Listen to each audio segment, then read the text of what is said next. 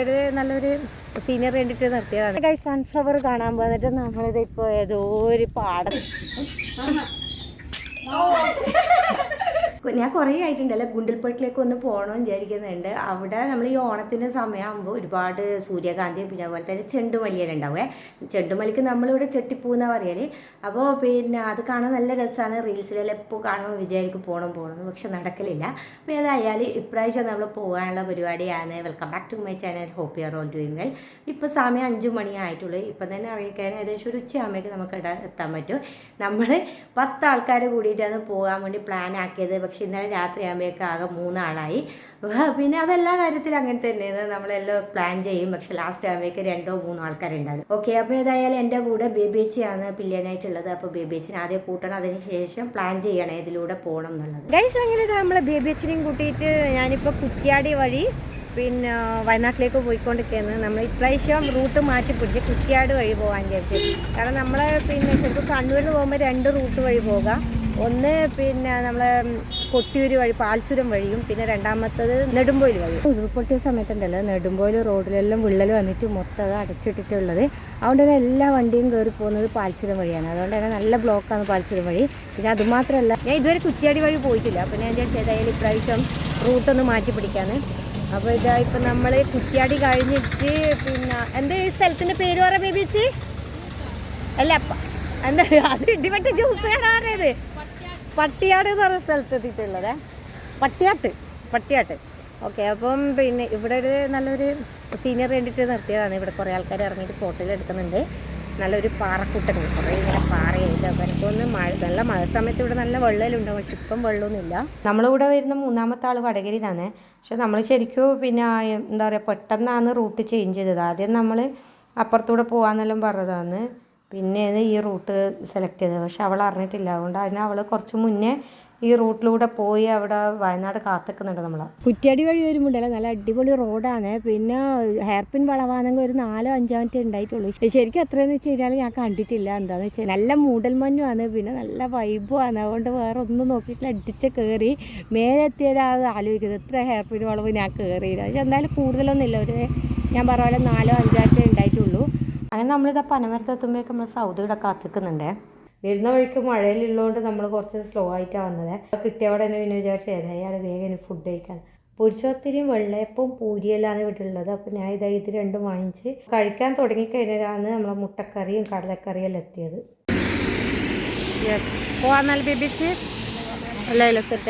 അങ്ങനെ നമ്മളിപ്പോൾ മുത്തങ്ങ കഴിഞ്ഞിട്ട് ബന്ദിപ്പൂർ നാഷണൽ പാർക്കിലേക്ക് കയറി. അപ്പോൾ ഈ ഒരു പിന്നെ റോഡിൽ നമുക്ക് മിക്കപ്പോഴും വന്യമൃഗങ്ങളൊക്കെ കാണാൻ പറ്റും. അപ്പോൾ നമ്മൾ ഇന്ന് മാനിനെയും പിന്നെ കാട്ടുപോത്തിനെയും പിന്നെ ആനനെല്ലാം കണ്ടിട്ടുണ്ടായിരുന്നു. പക്ഷേ എല്ലാ സ്ഥലത്തും നമ്മൾ നിർത്തിയിട്ടില്ല. എന്ന് വെച്ചാൽ നിർത്തുന്നത് റിസ്ക്കാണ്. ആനനെ കണ്ടപ്പോൾ തന്നെ ഞാൻ ഒരു തവണ നിർത്തണോ വേണ്ടിയോ എന്നിങ്ങനെ ആലോചിച്ചിട്ട് ഇവിടെ നിർത്തിയത്. എന്നിട്ട് ജസ്റ്റ് ഒരു ഫോട്ടോ എടുത്ത ഉടനെ നമ്മൾ ലീവ് ചെയ്ത്. ശരിക്കും ഇവിടെ നിർത്തിയിട്ട് ഇറങ്ങാനൊക്കെ തോന്നും, പക്ഷെ അങ്ങനെ ഇറങ്ങാൻ പാടില്ല. കാരണം എന്താണെന്ന് വെച്ച് കഴിഞ്ഞാൽ ഈ വന്യജീവികളെ എങ്ങനെ പ്രതികരിക്കാമെന്ന് നമുക്ക് പറയാൻ പറ്റൂലല്ലോ. അങ്ങനെ നമ്മളിപ്പോൾ ഗുണ്ടൽപേട്ട് എത്തി. ഗുണ്ടൽപേട്ടിലെ മെയിൻ റോഡിലൊക്കെ മിക്കതും മാരിഗോൾഡ് തന്നെയാണ് വിരിഞ്ഞിട്ടുള്ളത്. നല്ലൊരു ഭാഗം മുഴുവൻ മാരിഗോൾഡ് വിരിഞ്ഞിട്ടുണ്ട്. അപ്പം ഞാൻ ഒരു റീൽ കണ്ടിട്ടുണ്ടായിരുന്നു. പിന്നെ ഗോപാലസ്വാമി ടെമ്പിളിൻ്റെ അടുത്ത് വലിയൊരു ഏരിയയിൽ തന്നെ സൺഫ്ലവർ പാടുണ്ട് എന്നുള്ളത് കണ്ടിട്ടുണ്ടായിരുന്നു. അപ്പം ഞാൻ വിചാരിച്ചു ഏതായാലും അവിടെ ഒന്ന് ആദ്യം പോയി നോക്കാം, എന്നിട്ട് തിരിച്ചു വരുമ്പോൾ ഇവിടുത്തെ വീഡിയോസെല്ലാം എടുക്കാമെന്ന്. അപ്പോൾ ഞങ്ങളിപ്പോൾ പോകുന്ന വഴിക്കാണ് ഇവിടെ ഒരു പിന്നെ കുന്നിൻ ചെരുവ് മുഴുവൻ ഇങ്ങനെ മാരിഗോൾഡ് പൂത്തൊളഞ്ഞ് നിൽക്കുന്നുണ്ട്. നമ്മൾ നല്ലൊരു ഡിസ്റ്റൻസിലാണ് ഉള്ളത്, എന്നാലും ആ ഒരു ഡിസ്റ്റൻസ് വെച്ചിട്ട് നമ്മൾ വീഡിയോ ഒക്കെ റെക്കോർഡ് ചെയ്യുന്നത്. നല്ല കിട്ടുക്കാഴ്ച പ്ലേസാണ്. ഫോട്ടോസൊക്കെ നമ്മളിതാ ഫ്രണ്ട്സൊക്കെ ഫോട്ടോസും കാര്യങ്ങളൊക്കെ എടുത്തുകൊണ്ടിരിക്കുന്നുണ്ട്. ഗൈസ്, സൺഫ്ലവർ കാണാൻ പോന്നിട്ട് നമ്മളിത് ഇപ്പോൾ ഏതോ ഒരു പാടത്തിൻ്റെ മുമ്പിലാണ് ഉള്ളത്. പൊട്ട റോഡ് എന്ന് പറഞ്ഞാൽ നല്ല കിട്ടുക്കാച്ച റോഡാണ്. ഗൂഗിൾ മാപ്പ് പണി തന്നു, അതെന്നെ പറയാനുള്ളൂ അല്ലേ ബേബിച്ച്? പാടം നോക്കി മതി. നമുക്കിത് കുറേ എന്താ പറയുക, മല മുമ്പിലും കുറേ പാടം ബാക്കിലും ഒന്നും മനസ്സിലാകുന്നില്ല. ഇനിയിപ്പോൾ എന്താ ചെയ്യാന്നാണ് ഉള്ളത്. ഇപ്പം ഒന്നും ചെയ്യാനില്ല, റിട്ടേൺ പോകുക അത്ര തന്നെ. നമ്മൾ തിരിച്ചു പോകുന്നതിന് മുമ്പുണ്ടല്ലോ ഒരാളോട് എടുത്ത് ചോദിച്ചതാണ്. അപ്പോൾ അയാൾ പറഞ്ഞതെന്ന് വെച്ച് കഴിഞ്ഞാൽ നേരെ പോയിക്കോ, ടെമ്പിളിൻ്റെ അടുത്തേക്ക് എത്തുമെന്നാണ് പറഞ്ഞത്. അങ്ങനെ ഗൈസ് നമ്മളിതാ വണ്ടിയെല്ലാം പാർക്ക് ചെയ്തിട്ട് നമ്മൾ ഇപ്പം ഗോപാൽ സ്വാമി ടെമ്പിളിൻ്റെ അടുത്താണ്. അപ്പോൾ ഇനി ഇവിടുന്ന് പിന്നെ സ്റ്റേറ്റ് ബസ്സിലാണ് നമുക്ക് അങ്ങോട്ട് മുകളിലേക്ക് പോകാൻ പറ്റുള്ളൂ. നമ്മളെ വണ്ടിയൊന്നും അലൗഡ് അല്ല. എല്ലാ വണ്ടികളും ഇവിടെ പാർക്ക് ചെയ്തിട്ടുള്ളത്. പിന്നെ അത് കൂടി കണ്ടിട്ട് വേണം തിരിച്ച് വീണ്ടും നമ്മൾ പാടം നോക്കി നടക്കാൻ. എന്താ ചെയ്യുക, പാടം എന്നും പറഞ്ഞിട്ട് ഇറങ്ങിയതാണ്. ഉച്ചയായിട്ടും പാടം കണ്ടുകഴിഞ്ഞിട്ടില്ല. വന്ന വഴിയൊക്കെ കണ്ടില്ലേ, പക്ഷെ എന്നാലും നമുക്കൊരു ഫോട്ടോ എടുക്കാൻ പറ്റിയിട്ടുള്ള ഒരു സൺഫ്ലവർ പാടം കണ്ടിട്ടില്ല. കണ്ട പാടമെല്ലാം എന്ന് പറഞ്ഞാൽ എല്ലാം ഉണങ്ങി ഇങ്ങനെ കരിഞ്ഞ് വീഴാൻ പോകുന്ന പോലത്തെ സൺഫ്ലവർ. അത് അപ്പോൾ തിരിച്ചു പോകുമ്പോൾ നോക്കട്ടെ എവിടെയെങ്കിലും ഫ്രഷ് ആയിട്ടുള്ള സൺഫ്ലവർ കിട്ടുമോ നോക്കാം ഫോട്ടോസിനായിട്ട്. നമ്മൾ വന്നത് കുറച്ചും കൂടി ലേറ്റ് ആയി പോയി തോന്നുന്നു. ഒരു മാസം മുന്നേ വന്നിട്ടുണ്ട്, അടിപൊളിയായിരുന്നു.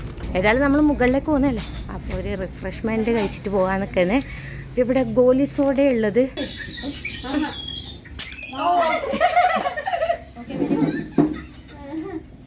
നമ്മൾ ലൈമൊക്കെ കുടിച്ചു നല്ല ഫ്രഷായി. അപ്പോഴേക്ക് വെയിലൊന്ന് കുറച്ച് പോയിട്ടുണ്ട്. ഈ വെയിലുണ്ടാകുമ്പോൾ എന്ന് വെച്ചാൽ വല്ലാത്തൊരു മൂഡ് ഓഫാണ്. ഇവിടത്തേക്ക് നടക്കുന്നതിൻ്റെ സൈഡിലൊക്കെ ഇങ്ങനെ ഇളനീറും പിന്നെ കൂൾ ഡ്രിങ്ക്സ് ഒക്കെ വെക്കുന്ന ചെറിയ ചെറിയ കടകളൊക്കെ ഉണ്ട്. ഇത് 60 രൂപയെന്ന് ഒരാൾക്ക് അപ്പ് ആൻഡ് ഡൗൺ വരുന്നത്. അവിടുന്ന് ടിക്കറ്റ് എടുക്കാൻ ഒരു ക്യൂ, അത് കഴിഞ്ഞ് കഴിഞ്ഞാൽ ഇവിടെ ബസ്സിൽ കയറാൻ വേറൊരു ക്യൂ. എങ്കെ വേഗം വേഗം ഇവിടുന്ന് കഴിയുന്നുണ്ടല്ലേ. കുറേ ബസ്സുണ്ട്, 2-3 ബസ്സുണ്ട്. അതുകൊണ്ട് തന്നെ വേഗം വേഗം നമ്മൾ പിന്നെ മുന്നോട്ടേക്ക് അങ്ങുണ്ടായതാണ്.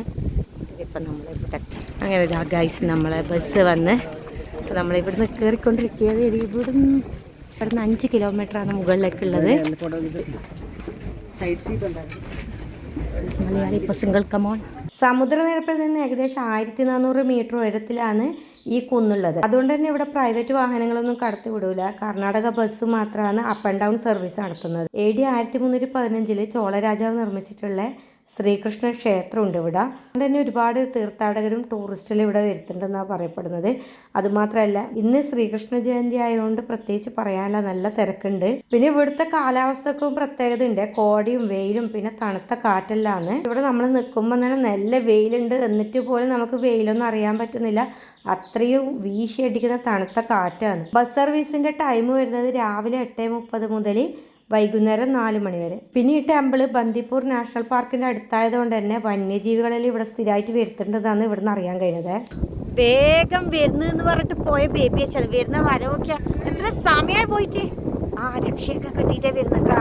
നമ്മളെ രണ്ടാളിൽ നിന്ന് രക്ഷപ്പെടാനാ തോന്നും. ബേബി വെച്ച് ചരടല് കെട്ടിട്ട് വരുന്നുണ്ടേ. എന്തേത്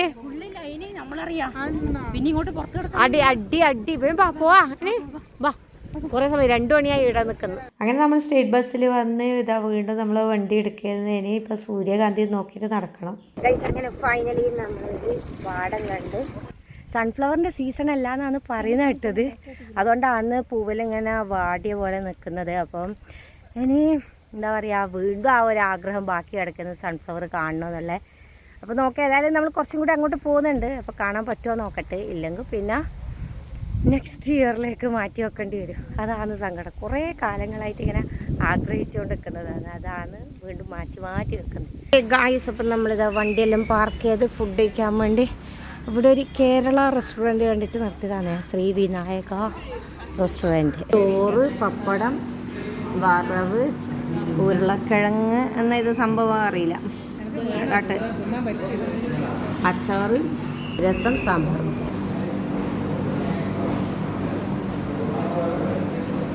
അങ്ങനെ ഗായ്സ് നമ്മൾ ചോറ് തിന്ന് കഴിഞ്ഞിട്ട് ഗുണ്ടൽപേട്ട് വിട്ട് തിരിച്ച് ഇങ്ങോട്ടൊക്കെ കാലിക്കറ്റ് റോഡിലേക്ക് വരികയാണ്. അപ്പോൾ വരുന്ന വഴിക്ക് കുറേ സ്ഥലത്തെല്ലാം നോക്കി സൺഫ്ലവർ കാണാൻ പറ്റുമെന്ന്, പക്ഷേ എവിടെയും കാണാൻ പറ്റിയിട്ട് എല്ലായിടത്തും വാടി കരിഞ്ഞിട്ടുള്ള സൺഫ്ലവർ മാത്രമേ ഉള്ളൂ. അപ്പം അതുകൊണ്ട് തന്നെ ഏതായാലും ഇനി ഇവിടുന്ന് ലീവ് ചെയ്യാനുള്ള പരിപാടിയാണ്. അങ്ങനെ ഗൈസ് കുറേ സമയത്തെ പിന്നെ സെർച്ചിങ്ങിനൊടുവിൽ നമുക്കൊരു കുഞ്ഞ് പാടം കിട്ടിയിട്ടുണ്ട് സൺഫ്ലവറിൻ്റെ. ശരിക്കും ഇങ്ങനെയൊന്നല്ല, ഗുണ്ടൽപേട്ടിലുണ്ടാകും ഒരുപാട് സൺഫ്ലവർ ഉണ്ടാവും. പക്ഷേ സീസൺ അല്ലാത്തതുകൊണ്ട് ഇപ്പോൾ കുറച്ച് മാത്രമേ ഉള്ളൂ. പിന്നെ നമ്മൾ അത്രയും ആഗ്രഹിച്ചിട്ടല്ലേ ഇവിടെ വന്നേ. അപ്പം ഒന്നും കാണാതെ തിരിച്ചു പോകുമ്പോൾ ഒരു വിഷമമല്ലേ. അപ്പോൾ ഈ ഒരു ചെറുതങ്ങ് കണ്ടപ്പോൾ എന്ന് പറഞ്ഞാൽ നമുക്ക് ഭയങ്കര ഹാപ്പിയായി. 5 കിലോ 40 രൂപയേ ഉള്ളൂ. പക്ഷെ എന്താ ചെയ്യുക, ഇത് ഇവിടുന്ന് കൊണ്ടുപോകാൻ ബുദ്ധിമുട്ടല്ലേ അല്ലേ. ഓക്കെ അക്ക ബൈ. ഇവരതാണ് പാടം. അങ്ങനെ ഗൈസ് നമ്മളതെല്ലാം കണ്ട് ഫുൾ ഹാപ്പിയായി. ഇനിയിപ്പം നേരെ വീട്ടിലേക്ക് വെച്ച് പിടിക്കലാന്ന്. ഇപ്പം നിങ്ങൾ സമയം 5 മണിയായി. മൊബൈലിൻ്റെ ചാർജും തീരാനായി. ആകെ 10% ഉള്ളൂ. അപ്പോൾ ഇനി മൊബൈലും എല്ലാം പൂട്ടി വെച്ച് നേരെ നാട്ടിലേക്ക് വിടലാം.